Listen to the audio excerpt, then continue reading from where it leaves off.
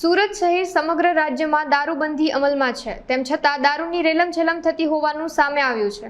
ઉધના વિસ્તારમાં જાહેરમાં ડીજેના તાલે નાચતા યુવકો દારૂની મિજબાની માણતા હોવાનો વિડીયો વાયરલ થયો છે, જેમાં ગીત પર હાથમાં દારૂની બોટલ સાથે નાચતા જોવા મળ્યા હતા। વાયરલ વિડીયોના આધારે ઉધના પોલીસે 8 ઈસમોને ઝડપી પાડ્યા હતા। તપાસ દરમિયાન વિડીયો ઉધના કર્મયોગી સોસાયટીના હોવાનું સામે આવ્યું છે, તેમજ લગ્ન પ્રસંગમાં ડીજેના તાલે વિડીયો બનાવાયો હતો। ઉધના પોલીસ દ્વારા ગુનો નોંધી દારૂ ક્યાંથી લવાયો હતો તે અંગેની તપાસ હાથ ધરવામાં આવી છે। ગઈકાલ તારીખ 19 જુલાઈના રાત્રે 10 વાગ્યા આસપાસના સમયે પાંડેસરા પિયુષ પોઈન્ટ નજીક જે મેરેજ હોલ છે ત્યાં એક જાન આવી હતી।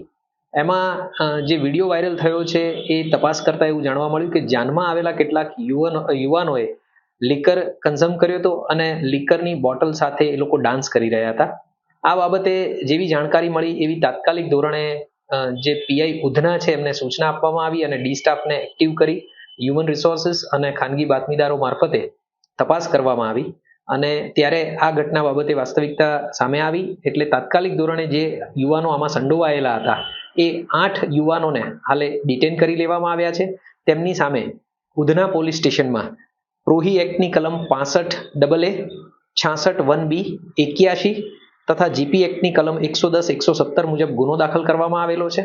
આ જે 8 આરોપીઓ છે એ અમિત સૂરજ ગુપ્તા, જયેશ દીપક મહાર, અંકિત પ્રજાપતિ, લવકુમાર જગદીશ સિંહ, રાહુલ શત્રુઘ્ન ગુપ્તા, આદિત્ય પ્રદીપ ગુપ્તા, પવન રાકેશ તિવારી અને વિજય રામજીવન, આ તમામ 8 જે આરોપીઓ છે એમને હાલે ડિટેન કરી અને આગળ કાયદેસરની કાર્યવાહી ચાલુમાં છે।